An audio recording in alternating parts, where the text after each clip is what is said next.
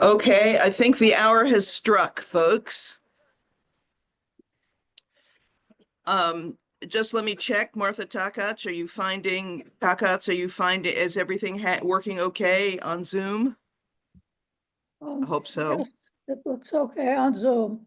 Good, all right. It is anyway, it's time to start. And as usual, we'll start with a picture. This is a picture called Jews Praying in the Synagogue on Yom Kippur. It was painted in 1878 and by the painter Moritzi Gottlieb. If you look at his dates, you'll see that he died at the age of 23 of a throat infection, apparently, although some say it was of a broken heart because his fiancée married somebody else. In any case, Moritzi Gottlieb appears in the painting. Which character is he? This is a trick question.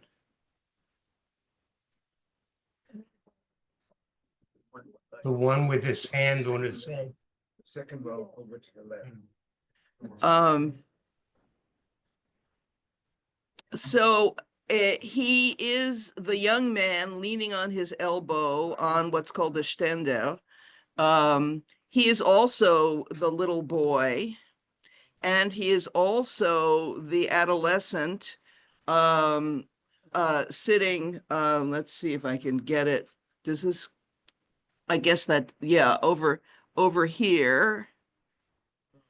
And this Torah shield is dedicated to the memory of the deceased Moritzi Gottlieb. Somebody, please turn off your cell phones, and if you're on Zoom, please mute, because I'm hearing something or other else. Also, this man is his father. This is his mother. This is his fiancée. This might also be his fiancée. He's got his whole family there. And guess what? They didn't dress like this. That is, although his family was observant and Orthodox, they were very westernized, rather wealthy. But I want you to look first of all, what's his expression say to you? Indigestion? Who's his gastroenterologist? No. What would you say? So somebody's got a hand, pass the mic back. I think he's bored. He looks depressed. Well, he does look depressed, I guess. There are other ways. Does he look like he's comfortable in that setting? Yeah. Well, that's true too, maybe. Colors on his, Yeah. He's bored. Yeah. I don't think he's bored. Huh. I don't know. What do some other people think? Pass it back to Pat. Pat's got to say something. Frustrated? Uh-huh.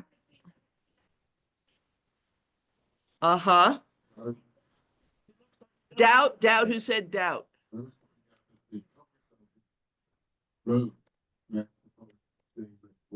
Yeah.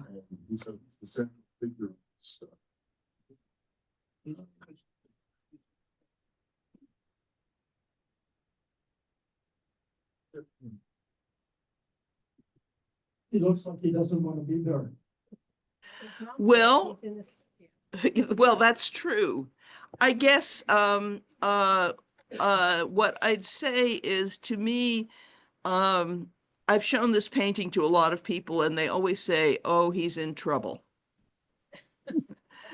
That is, where does he fit in this scene? Well, he's painted himself and his family all over it. Does anybody who's ever been to an Orthodox service notice something else very odd about this picture? What? Are they?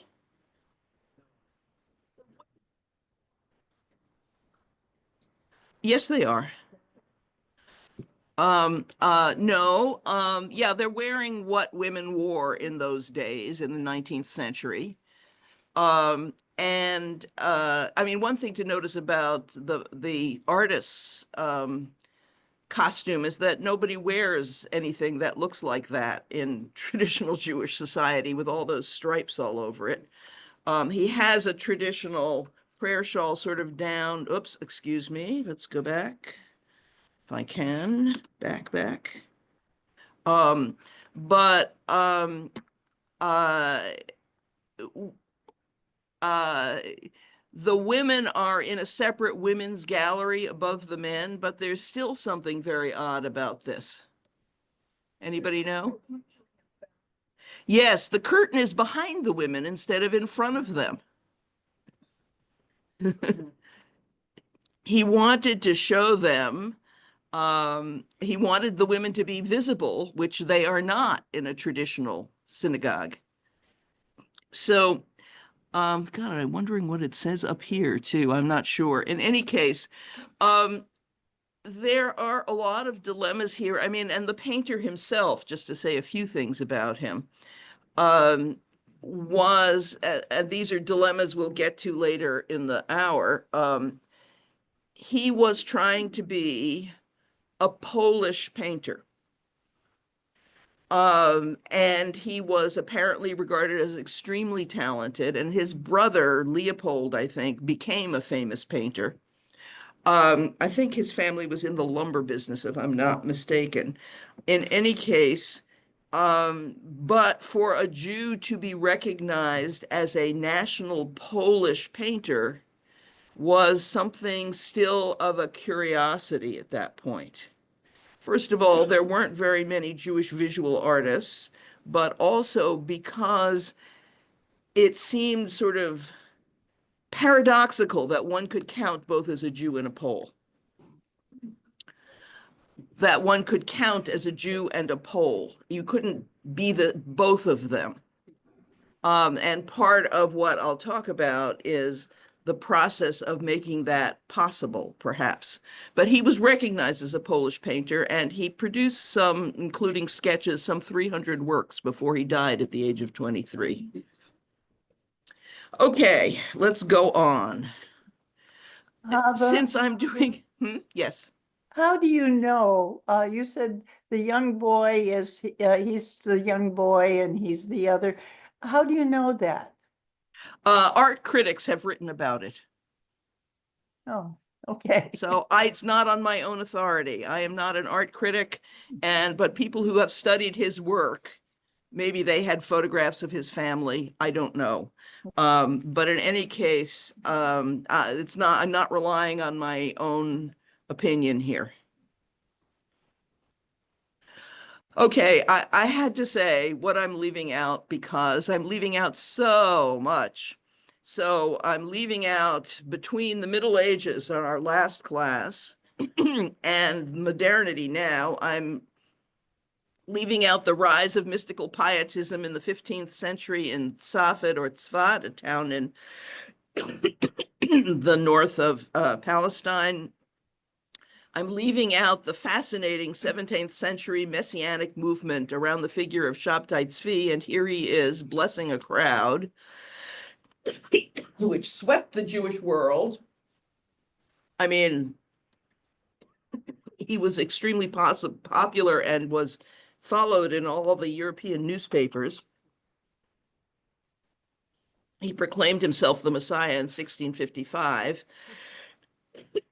And in 1666, he was living in the Ottoman Empire. The Sultan had him arrested and said, "You're the Messiah, very nice. Well, you know, I'll give you a nice choice. If you're the Messiah, prove it by jumping into that big fire over there or something like that. And if not, maybe you'd like to convert to Islam," which he did. But many of his followers and he himself developed a theological rationale for this called redemption through sin. Very interesting doctrine. In any case, one of the fascinating things about the Sabbatean movement is that it's the only Jewish mystical movement that gave a central place to women. Had to be heretical, but anyway. So Hasidism and its opponents, I very sadly had to leave out. I'm leaving out all of the history of the modernization of Sephardic and Middle Eastern Jews, which were mediated mainly by colonial powers such as France and England. And I'm leaving out both the Holocaust and the State of Israel, except in passing. Is this going to be next year's? Who knows? Oh, thanks. I've got another one. Thank you. I do. I'm well supplied with cough drops. No, I prefer to stand. Thank you. Okay. All right, now here I'm going to do sort of what Pat did, which is to start more at the present. And I don't know if she showed this chart before, but I was really struck by this or similar chart that she showed in her first lecture, which is the size of major religious groups. This is in 2010. Don't imagine it's changed a huge amount since then. And among the followers of world religions, Christians are the largest group, Muslims next, unaffiliated are next, the Hindus are next, and then Jews are way down there at 0.2% of the international population. So the question that springs to mind is, if Jews are such a tiny proportion of the world's population, why do they loom so large in our consciousness? And one reason, I think, is that because of the role of Jews in the Bible, both the Hebrew Bible, which is also Christian scripture, although that was the Israelites mainly, as I said in my first lecture, and also, but also in the New Testament, where they are the adversaries, portrayed as the adversaries of the emerging Christian movement. And so they are kind of seared into Christian consciousness. But also what I would say is that Jews have been for a very long time mainly an urbanized people, even when the population were mainly peasants. And now in the United States, in metropolitan areas, Jews are 10.8%, or maybe that was, I can't remember what year, but recently, of the New York metro area. Los Angeles comes after that. The lowest sort of urban area population is 4.1% for Baltimore, Philadelphia 6.8%. So that Jews may be 2% of the American population, but they loom large in metropolitan areas on the coast, the Middle West, and they are actively engaged in a lot of talkative occupations, whether it's journalism, teaching in universities, Hollywood, whatever else, so that their presence is felt. And also to consider Eastern Europe before the Holocaust, Jews constituted 25 to 50% of the urban population in towns and cities in Poland, Lithuania, and the Western Soviet Union. I mean, there were towns which had majority Jews. The countryside was peopled with peasants.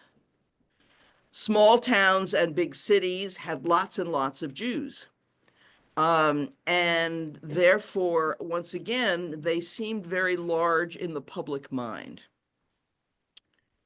Okay, Jewish traditions today. This is a picture from the website of Reform Judaism. I presume the woman here wearing the talit, the prayer shawl, is the rabbi, and this is a family in her congregation. I'm not really quite sure what is going on there, but in any case, just to give you an idea of statistics, in North America, the liberal denominations, and we'll talk a bit about liberal Judaism, are Reform Jews are 27% of the Jewish population. Reconstructionists are 5%. Conservative Jews, which were the largest denomination when I was a child, are 12%. And those are the liberal denominations, even the one called conservative, I would argue. And that contrasts with 3% Orthodox and ultra-Orthodox 7%, while secular Jews or just Jewish Americans constitute 43%. I think this is from the Pew Center. Among European Jews, 5%, we're going the other direction, identify as ultra-Orthodox and 8% as Orthodox. So that's a bigger population, and 15% as Reform or Progressive. Note, there are no conservative Jews in Europe. That is, conservative movement is an American movement. It's not that there are none, but it's a very small movement, both in the United States and in Israel. I mean, both in Europe and in Israel. Topping the list is just Jewish, 38%, followed by something that is called traditional. They observe the holidays, maybe they observe the kosher laws, hard to say, but their younger Jews are more likely to identify as Orthodox than the older population. Nearly all Israeli Jews identify with one of four categories: Haredi, which is commonly translated as ultra-Orthodox, 8%; Dati, which is more what we might call modern Orthodox, 10%; Masorti, traditional, which is confusing because the conservative movement also has decided to, in Israel, has decided to call itself Masorti, meaning traditional Judaism, but the people who identify as Masorti in Israel are not all conservative Jews, and Chiloni, secular, at 40%. And the source made the point that religiously observant and non-observant Jews in Israel share almost nothing socially or civically. They don't have friendships across those boundaries. They don't marry across those boundaries. And they live in largely separate social worlds. Okay. Some basic questions. And this, by the way, is a facsimile of Prayers of the Reformed Society of Israelites. It was the first Reform congregation in the United States in Charleston, South Carolina. And I forgot the date, but I think it was 1820, and we'll return to that later. And the thing that you see is that the service is in English, not Hebrew, which is the traditional service. Okay, so when and how did Reform, Conservative, and Orthodox Judaism come into existence? How different is American Judaism or Jewishness from the European and Israeli cases? And we were taking a little look at that. How about secular Jewish identity? Is it different for American and Israeli Jews? And I would say that yes, it is, just to say it quickly. Many secular American Jews may feel pretty detached from being Jewish, pretty detached from Jewish history. There's also, I forgot to put this in anywhere else, about 70% of non-Orthodox marriages involving American Jews who are not Orthodox are intermarriages, marriages with people who are not Jewish nowadays, 70%. So I would say that just Jewish is more of a residual category for most American Jews, but it has, for Israelis, it has a national component to it. That is, I may be secular, but I'm going to explain this more later, but being Jewish is an important national identity for me. And then what social, cultural, and political factors influence the development of these expressions of Jewishness and Judaism. Okay, this is maybe the main point of a lot of what I'm going to say here, the crucial divergence. And this is something that American Jews, by and large, have no clue about. I'll say something more about the picture in a minute. So, as we've said, Jewish identity from antiquity to the Middle Ages was quintessentially collective. To be a Jew meant to belong to the community called Jewish, a community regarded as foreign, both religiously and ethnically, by the societies in which they dwelt. This collectivity, this religious ethnic collectivity, broke apart under the impact of modernity.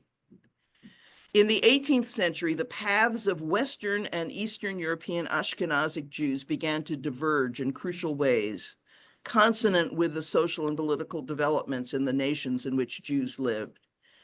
Because the Western European and North American model is the one most familiar to Americans, I'll start there, but the bottom line is this. In the West, Judaism became a religion. In the East, it became a nationality. It had partook of qualities of both of those before modernity. This is a painting of a fictitious scene, but symbolically important. I forget who painted it and when. The man in the red jacket is Moses Mendelssohn, the first Jewish scholar. He lived, I forget, for about 60 years in the middle of the 18th century in Germany. He was the first Jewish scholar, the first Jew to enter into intellectual dialogue with non-Jewish scholars in modern Europe. As we recall, in Islamic society, Jews and Muslims had active intellectual contact, but this had not happened for a long time in Europe. And he was the first one. He got a university education. He read philosophers. He was very good friends with Gotthold Ephraim Lessing, a famous thinker and author and playwright. And there you see them seated. The tradition is that they played chess together at their first meeting. And the figure behind them is Lavater, who challenged Mendelssohn to openly defend Judaism, which they went back and forth for a long time about this, but there they all are, sort of this intellectual debate, which, as I say, Mendelssohn also published a translation of the Bible into German as opposed to Yiddish, although he printed it in Hebrew characters so that Jews could read it. And many people anathemized this, but we'll get back to that. Okay, so let's talk about Jewish emancipation in the 18th and 19th centuries. This is the Loi relative aux Juifs, donnée à Paris le 13 novembre 1500. Oh, well, I can't do, yes, go ahead. Anyway, I should have practiced that. Anyway, this is, as a result of the French Revolution. I mean, and historians have said, we've got liberty, equality for any fraternity for everybody. Gosh, we've got Jews living here. Does that apply to them? In any case, because of the French Revolution, Jews in Europe were first considered to have equal rights in certain ways in France. But as a result of the Enlightenment and the wars of religion, Western Europe evolved a political model based on the concept of individual rights. This is very familiar to us, the Bill of Rights, etc.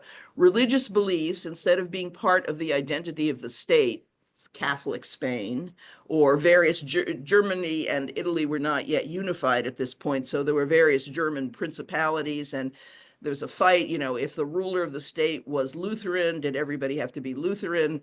If the ruler of the state was Catholic or Calvinist or whatever, did the population have to follow? I don't know. Millions of people were killed in these wars. I'm not exaggerating. Gradually, the only way to deal with it seemed to be to make religion a matter of individual conscience.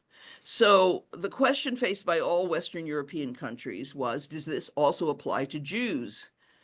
Before the emancipation, most Jews were isolated in residential areas from the rest of the society, differing from Christians, whether Protestant or Catholic, in language, occupations, customs, clothing, and religious life.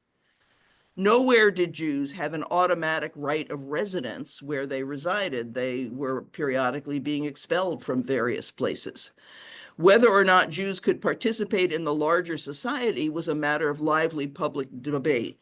Now, I just want to give you, Christian Wilhelm Dohm wrote, I want you to listen to the language of this radical advocate for Jewish emancipation in his 2-volume work on the civil improvement of the Jews, which argued for Jewish political equality on humanitarian grounds. So he was a liberal-minded Enlightenment advocate of pathways for Jewish assimilation into the society. And based on his friendship with Moses Mendelssohn, Dohm advocated for emancipation. He acknowledged that many of the, quote, negative characteristics that were troubling to liberal-minded Enlightenment philosophers, and this is how they saw the Jews: moral corruption, clannish and unsociable behaviors, unproductive and primarily commercial occupations. And you have to realize that this was an era in which commerce was stigmatized. We glorify it in our nation, but it was considered somehow immoral to be making a profit. It was seen as somehow, why should you sell something for more than you paid for it? Wasn't that stealing? But he argued that these unattractive Jewish traits were the product of centuries of oppression by Christians and the coercive power of Talmudic Judaism over the Jewish community. He believed that emancipation would pave the way for Jewish assimilation into Enlightenment society. That is, Jews will lose their noxious Jewish characteristics and they'll become citizens like everybody else. And to an extent, that's what's happened.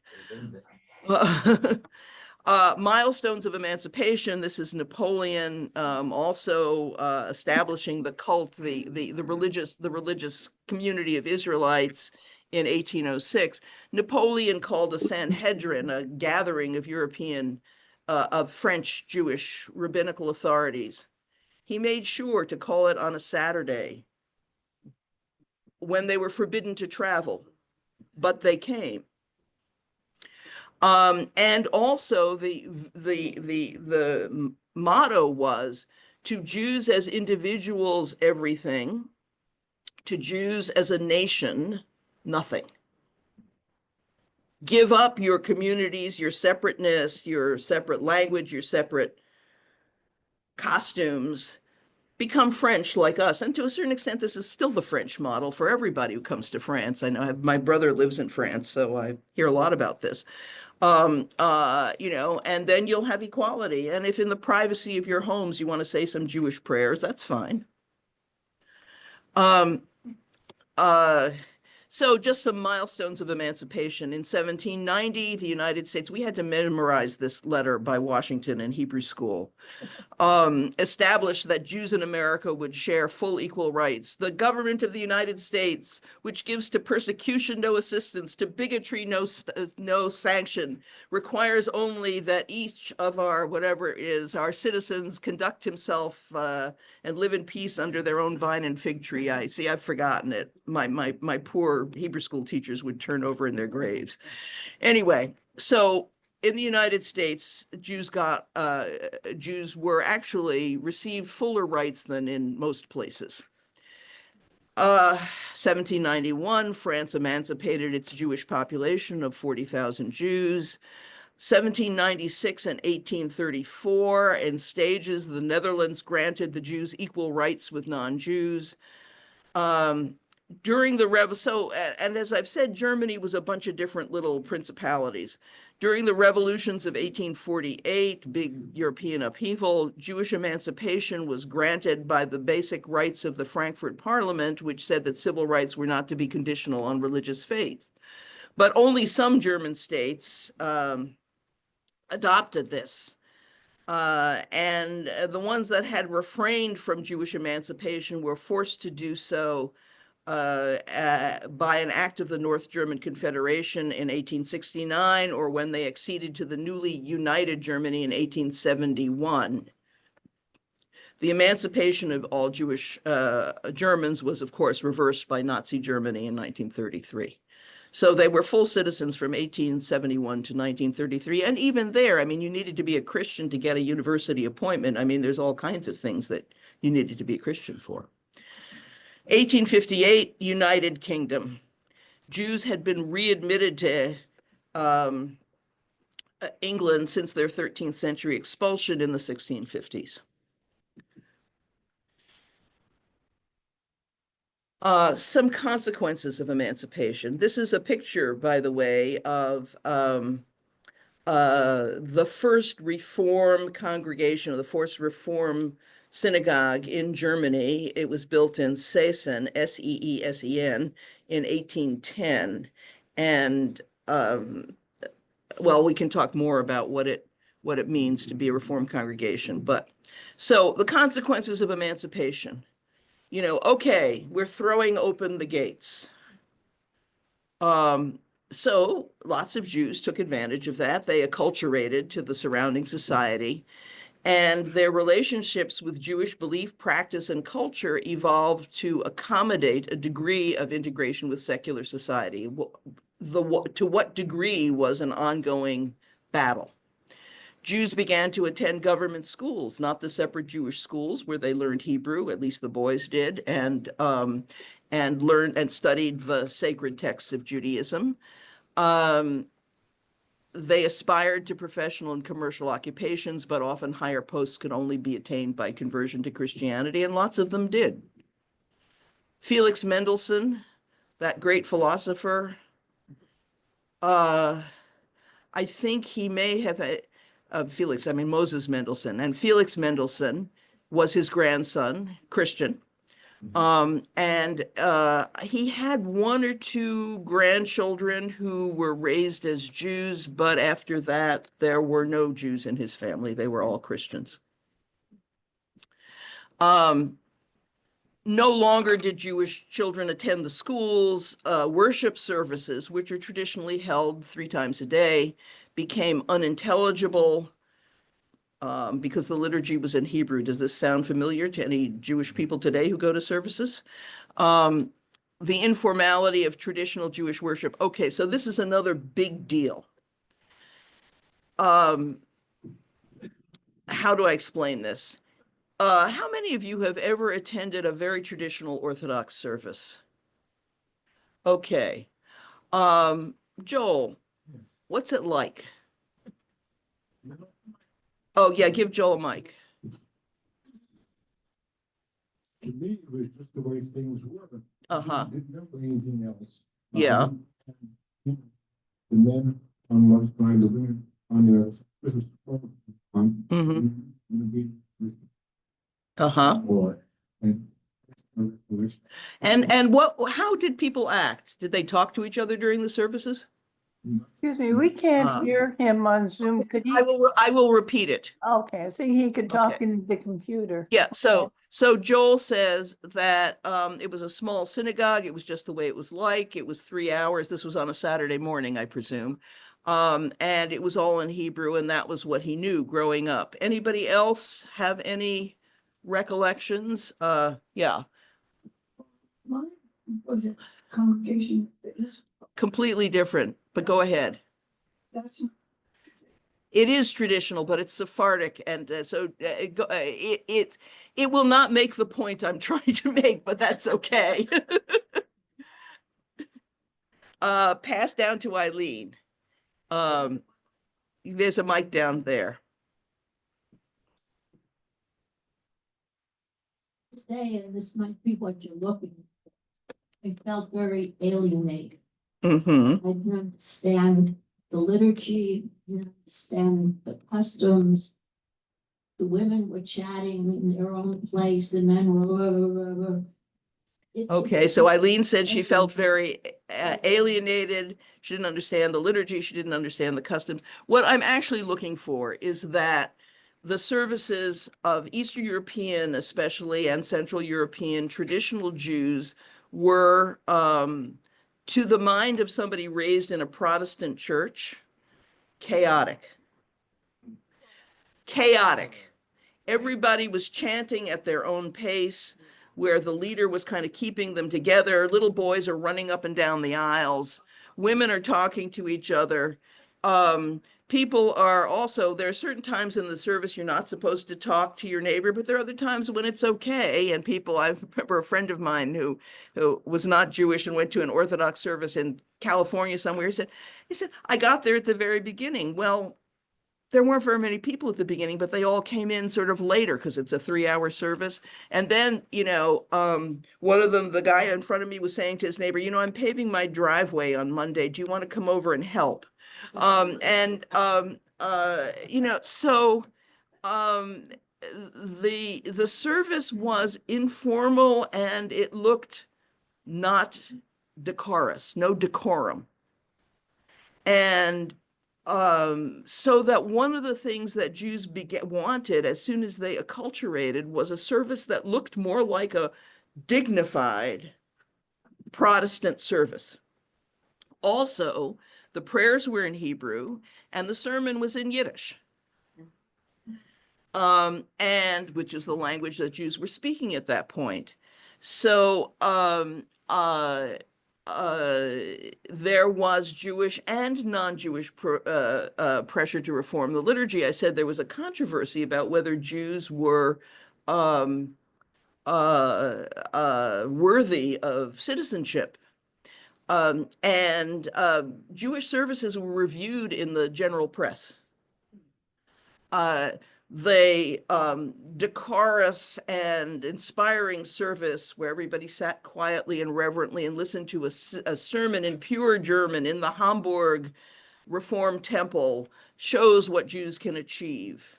Or the chaotic, confusing, and indecorous service in such and such an Orthodox community shows that Jews are just not able to rise to civilization.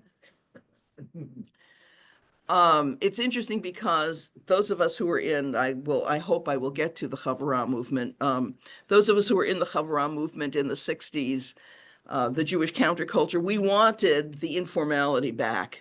We had these very decorous services. Anyway, so all of this led to relaxation and abandonment of Jewish practice, as well as to the creation of both Reform Judaism and modern Orthodoxy.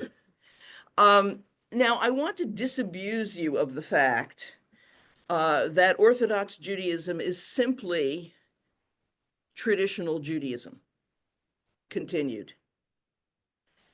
Orthodox Judaism in its various forms, including Hasidism, is a modern movement. The loss of communal rabbinical authority and the Enlightenment view of religion as a private matter challenged those Jews who wished to continue halachic observance, who found it meaningful, to articulate the reasons that such observance was still important, meaningful, holy. They also faced the dilemma of how much to adapt to and participate in the modern world. That is, could you be a Torah true Jew and go to the opera? Well, no, because you were listening to women's voices, which you weren't supposed to do if you were a man. Could you be a Torah true Jew and go to university? Well, different people said yes and no. How much could you get rid of your traditional Jewish dress? So on the top here, we see Samson Raphael Hirsch, one of the founders of modern Orthodoxy in Germany in the 19th century. He is wearing European Christian clerical garb, and although he has his head covered as a traditional Jew must, it's covered by a wig, not by a yarmulke. And he articulated the idea, it's partly called Torah Umada, Torah together with science and scholarship, the question was, did your observance of Judaism enrich your experience of national culture, or did national culture enrich and change Orthodox Judaism? I mean, and they developed the teaching of Torah Sinai, that is, Torah given at Sinai as a revelation. And I've talked to you about how that includes the idea of later teachings as well. Reform Judaism. Reform Judaism arose in Germany in two ways. First, Lay people established Reform congregations like that one in Seesen that I showed you, changing the liturgy to the vernacular German, at least in spots, and altering content they deemed unacceptable, instituting sermons in German, instituting organ music. This was a big fight because it was forbidden to play musical instruments on the Sabbath, among many other things that were forbidden on the Sabbath, like lighting a fire or writing or spending money or things like that. So in fact, there were in traditional seminaries, people who became rabbis were, some of them, required to sign a condition that they would never officiate in a congregation which had an organ. And they allowed men and women to sit together. Also, just a second, let me finish. Rabbinical thinkers articulated the importance of modern scholarship, Wissenschaft des Judentums, the scholarship of Judaism. They were influenced by the higher criticism of the Bible, discovered by Christians, source criticism of the Bible. They wanted to understand the history and development of Jewish texts and traditions. They wanted to develop, in fact, a rationale that we didn't need so many of them. We don't need to keep kosher. That was an earlier phase. Reform Jews became the majority quickly and took over the official Jewish communities. I'm not going to get to the end of this. Oh, well, too bad.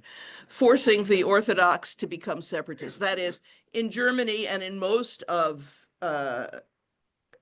Europe, there was a head rabbi of a community, and there was an official, body, a governing body. And when the Reform Jews outnumbered the Orthodox Jews, they took over the communities, and the Orthodox were forced to secede. One of the, if you have on the one hand Torah, true Judaism, Torah from Sinai for the Orthodox, for the Reform Jews, the question was, so what's important about Judaism? And that is that Judaism teaches ethical monotheism, the vision of the prophets for justice, the purity of monotheism against idolatry. This is what Judaism has to give the world. Now, you notice no conservative Judaism. Meanwhile, in North America, this is actually an Eastern European quote by Yud Lamed Gordon, Eastern European, but nonetheless, the philosophy was, be a man when you are out in the street and a Jew at home. Conforming to the larger society meant reshaping Judaism as a religion, which is what you had in America and in Western Europe, something that took place in the private domain. It became a matter of individual preference and conscience. Now, it was the Wild West in America. There were hardly any rabbis. There were hardly any rabbis. There were hardly any learned Jews. They just did what they wanted, and there weren't communities with head rabbis or hierarchy or anything. Nobody had any authority. And the lay people had the power in congregations. They hired and fired rabbis. If the rabbi didn't do what they wanted, they'd fire them and put in somebody else.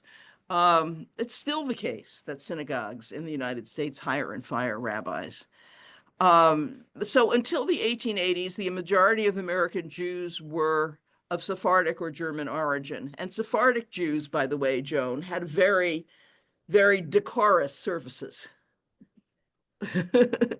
Decorous, is that how you say it? Okay, sorry. Very decorous services. So they don't really, they're not part of this debate. Early on, there were very few Jewish clergy. By the mid of the 19th century, German Jewish Reform rabbis had immigrated to the United States in sizable number, and they began to take over the leadership of these congregations, although they were, many of them, very radical reformers. In fact, some of them wanted to move Jewish services to Sundays, in any case. So despite some German antecedents, conservative Judaism, and this is a picture of the Jewish Theological Seminary in New York, which is it's 122nd, I think, in Broadway. In any 120, case, what? 125, I believe. 125th, okay, in Broadway. I used to work there. In any case, conservative Judaism originated as a schism in the Reform movement in 1883. There weren't any Orthodox Jews left in America at this point, except perhaps for Sephardic Jews, very few. In any case, the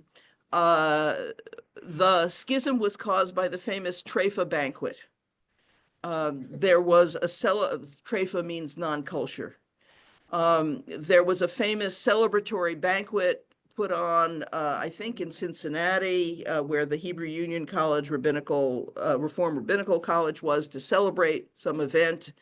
And although the caterer had been told to avoid pork in the menu, which he did,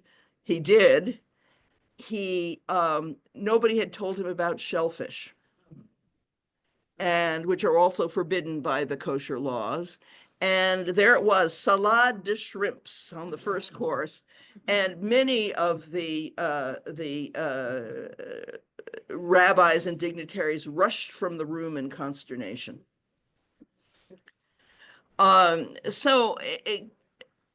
Conservative Judaism became established in the early 20th century, and it was partly designed by this time to attract and Americanize the more traditional Jewish immigrants from Eastern Europe who began to flood into America in the 1880s. Immigrants from Eastern Europe began to create Orthodox institution in the 19-teens, but Orthodoxy really did not take off in the United States until the vast influx of very Orthodox Jews who arrived after the Holocaust. All right, developments in Eastern Europe. Okay, this is a map of the Pale of Settlement. I don't know if you can see here, and which I will explain in a minute. This is Russia over here, Prussia, Galicia. Oops, excuse me, let's go back. In any case, so the political, cultural, and social foundations of society were completely different in Eastern Europe. By the 19th century, the majority of Eastern European Jews lived in the Russian Empire, where industrialization had barely begun. Before the 18th century partitions of Poland, Poland was a great empire before this, and it was partitioned between Russia, Prussia, and Austria. Jews were not permitted to reside in the Russian Empire. But by acquiring the largest portion of Poland, Russia, to their dismay, acquired the largest Jewish population. Russia quickly, so they began to move into Moscow and all over Russia. Oh, we can't have that. Russia quickly restricted their movement by establishing what was called the Pale of Settlement, which is the area where Jews were permitted to live, which existed from 1791 to 1917, and they did make it smaller over the years. And they passed a variety of anti-Jewish laws, and this is explicit policy. Their laws were designed to cause a third of the Jews to emigrate, a third of the Jews to convert to Christianity, and a third to die of starvation. That way they would get rid of their Jews. 2.5 million Jews emigrated to the United States between 1880 and 1924. There was terrible poverty.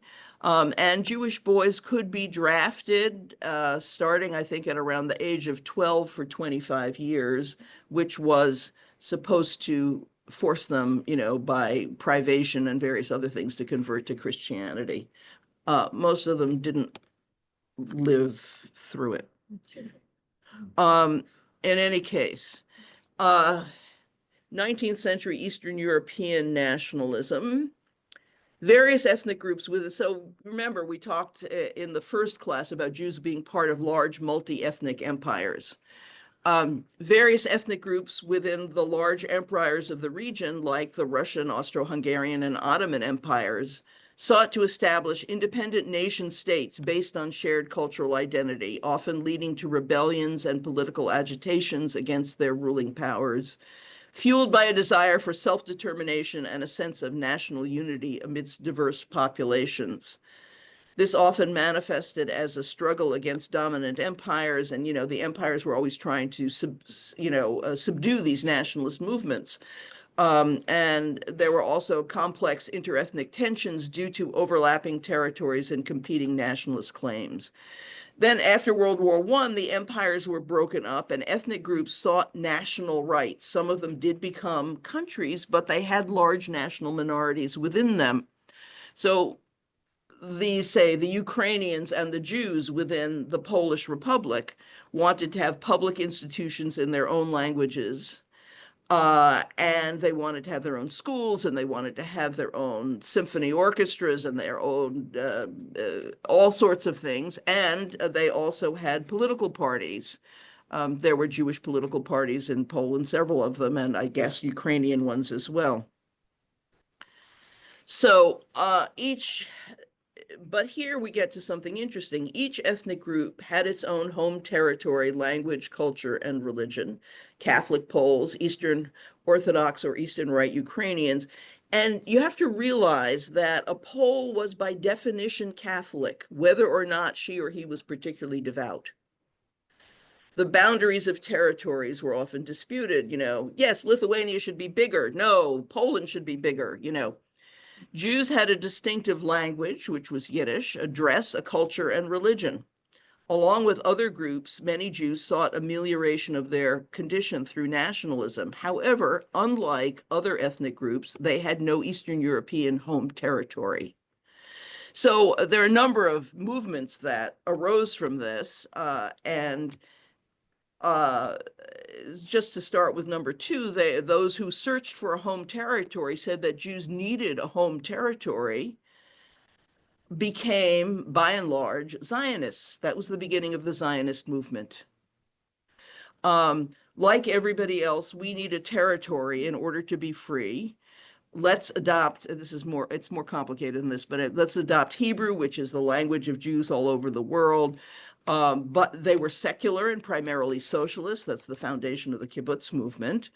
And they also had a diagnosis of what was the matter with Jewish society, which was so impoverished and subject to so much discrimination. They talked about what was called the inverted pyramid. Most nations had peasants and workers at the bottom, and then they had craftspeople, and then they had small merchants, and then they had whatever, and then a very few intellectuals up at the top.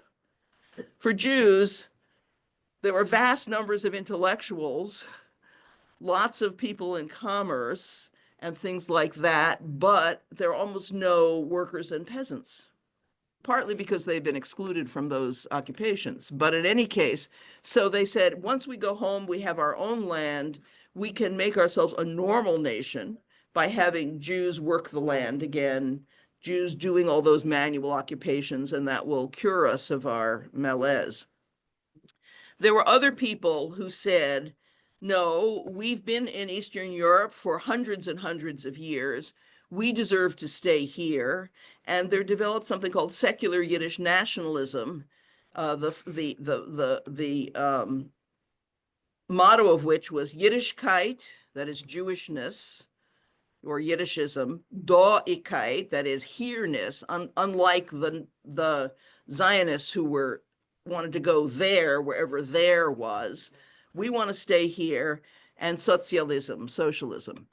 And there were important cultural organizations founded, and political parties, and libraries, and ethnographic expeditions, and things like that. And there were many other things that Jews in Eastern Europe did. Some of them really, especially those who were better off, advocated acculturating to, say, Polish society. That was what Maurycy Gottlieb had tried to do. Once again, until 1924, when they could still emigrate to the United States, huge numbers of them emigrated. And there were also Jewish political parties in these, as well as other political parties. Okay, back to American Judaism. There's a Jewish New Year card with the American Jews holding open arms out to the poor Eastern European Jews. So Judaism was regarded as a religion in America, as we've seen, but the majority of American Jews had their roots in the great waves of immigration from Russia, Romania, and other Eastern European countries from the 1880s to the Immigration Act of 1924. That is, they arrived understanding Jewishness to be a national culture. The immigrants tended to come from the poorer, less well-educated, and less traditionally observant strata of Eastern European Jewish society. I mean, who leaves to emigrate? Somebody who's poor and who's not well off where they are. Religiously observant Jews referred to the United States as the Treifa Medina, the unkosher country, but lots of immigrants called it the Golden Medina, the golden country where you could pick up gold from the streets, as they said. The German Jews, just to say this very quickly, were very alarmed at the appearance of these Eastern European Jews who seemed so foreign, and the German Jews with their Reform congregations and their decorous worship said, oh my God, look at these, the great unwashed hordes. They're peddlers, they wear weird clothes, they talk a funny language, and there are many more of them than us. They're going to create anti-Semitism in the United States. So they did their best to Americanize the new immigrants. Although they established, these people who came from Eastern Europe, a vibrant Eastern European style Jewish culture in the areas of immigration. Yiddish newspapers had the largest circulation of any immigrant newspapers in this country. They had Yiddish theater, literary circles. They maintained vigorous political groups, and they were by and large very left-wing, socialists, communists, Zionists, labor Zionists. This was another thing that made the German Jews nervous. And they had little storefront synagogues, maybe the kind that Joel went to as a boy, serving mainly as a place for Jews from a single town to gather. So it would be congregation, gate of heaven from the people of Dembitz. It's my grandfather's town in Poland. So all the Dembitz Jews from the Lower East Side would gather there, and the next synagogue, next little storefront synagogue, was the people from Radimichel, you know, and so they started out as that kind of thing. And they worked into the needle trades and sweatshops and established powerful labor unions. They're very important in the American labor union, although many of them started as peddlers, which you can see in this graphic. Okay, I'm going to tell you these two stories, and that's going to be the end, because even though I have a fair amount more about the future, I'm going to drop it. Two anecdotes. Okay, so one of them is the joke about the immigrant who goes back to Eastern Europe to visit his mother. And so he's been in the United States for 10 years. He's become very successful. He's pulled himself up the ladder. He has his own shop or business or something like that. And he goes home to, all dressed like an American with a straw hat and all this kind of, goes home to visit his mother back in Poland. And he comes right in. He's thrilled to see his mother. He throws his hat on the off onto the sofa as he walks in, being used to now taking his hat off when he walks into some place. His mother looks at him and she says, of course, in Yiddish, she says, "You're not going to keep your hat on? Aren't you still a Jew? Don't you need to cover your head in respect?" And he says, "Oh, well, mother, you know, in America, you don't bother with things like that." And she says, "So how are you doing in America?" He says, "Oh, I am so successful. I work hard 7 days a week." And she says, "My son, you don't keep the Sabbath?" And he says, "Oh, you can't do that in America. You close on Saturday. You're just they're gonna kill you. You have to be open 7 days a week."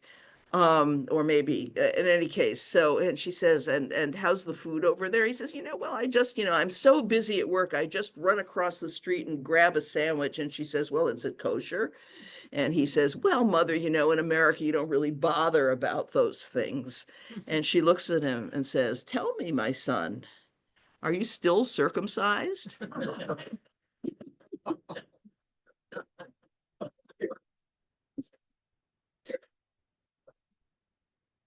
So people acculturated rapidly to America. Now, the second thing I want to tell you is something that actually happened. I mean, I attend services at Germantown Jewish Center every week and have a lot of friends there. And one of my friends is somebody who's a very skilled and renowned preschool teacher of Jewish preschools. And she is actually was invited to come to Eastern Europe because there is a resurgence of Jewish culture in Eastern Europe now. And she was asked to come consult with them about their preschools. And she said to me, she was just completely baffled. She said, "We really want you to come tell us how to do a Jewish preschool." She said, "They told me," she said, "but no religion." So she said, "How can you have a Judaism without religion?" I said, "Let me tell you about Eastern European Jews." Because for them, it was a nationality. They wanted a national culture. They weren't looking for religion. They were looking for Jewish history, for Jewish celebrations. In any case, I am not going to do any more of this about the recent creative forms of Judaism, but I will just send you out. One of the areas of great creativity nowadays is music, and this was recorded live at Germantown Jewish Center. And it is actually a melody for the New Year of the Trees, which we just had this past week. So let me just play it and stay for however much you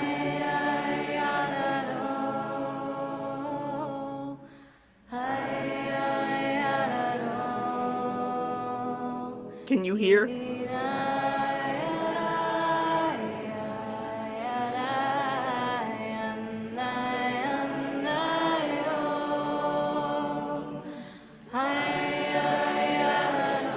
It's wordless, so you don't have to worry about the words.